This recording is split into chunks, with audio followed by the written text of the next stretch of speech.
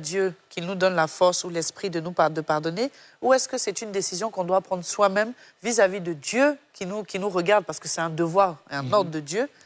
Comment ça se passe? Alors justement, je vais te compléter. Ou bien faut-il avoir une discussion avec la personne qui nous a blessés?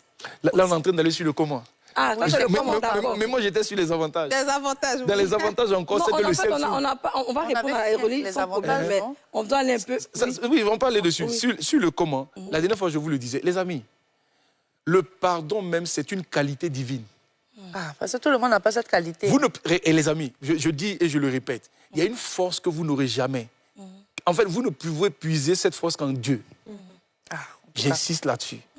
Quand ça ne va pas, que vous êtes submergé là, allez pleurer devant votre Créateur. Il est vivant, il vous connaît.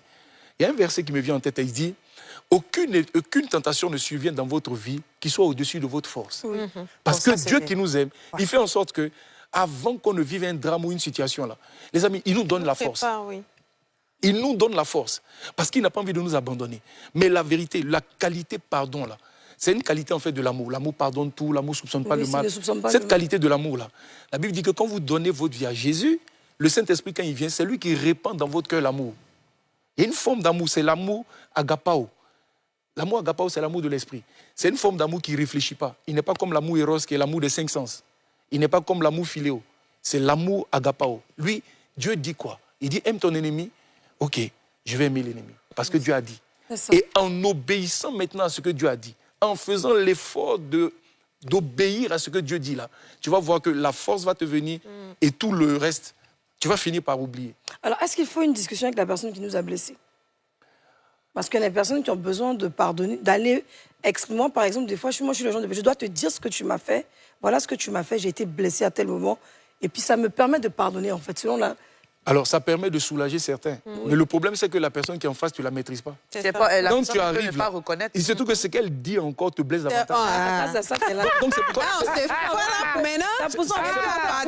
Non, mais c'est pourquoi on insiste pour dire, le pardon, là, c'est à ton niveau d'abord. Le combat, c'est toi. Les amis, vous devez faire en sorte d'être libre. Que personne en dehors de vous ne vous contrôle. Vous avez le contrôle de votre vie. Ce n'est pas quelqu'un qui vous tient dans une colère, non. Donc, allez parler. Par exemple, quand si vous tombez sur un mari, elle le disait tout à l'heure, il dit, oh, je te demande pardon, et puis tu t'exprimes, tu te défoules. Ça fait du bien de se défouler. Mais ça, là, je dis, son pardon t'a calmé, mais il va répéter. Les amis, laissez-moi vous le dire, hein, un homme qui trompe sa femme, qu'est-ce qui va se passer, puis il va changer? Vous pointez sur quoi? Ah, vraiment, pasteur, on applaudit ce pasteur-là. Je le dis. Il n'a pas de pardon de bête. C'est ce qui me plaît bêtement. Non, tu as oui, très mal. Voilà. Non, je suis en train d'expliquer qu'un homme qui trompe sa femme, les amis, il est dans une lutte lui-même, avec quelque chose qui est en lui qu'on appelle